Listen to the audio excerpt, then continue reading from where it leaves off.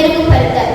అంతేకాకుండా పుస్తకాలు చదవటం వల్ల కలిగే ప్రయోజనాలు కేవలం జ్ఞానానికి మాత్రమే పరిమితం కావు. ఇది మన మనసుకు మరియు ఆరోగ్యానికి ఒక మంచి దివ్య ఔషధం. ఒక మంచి పుస్తకం తీసుకుని కొంత సమయం గడిపితే మన మనసు ప్రశాంతంగా అనిపిస్తుంది. ప్రస్తుత కాలంలో పెద్దలు మరియు పిల్లలు ఎక్కువ సమయం చరణంతో గడుపుతున్నారు. దీనివల్ల వాళ్ళు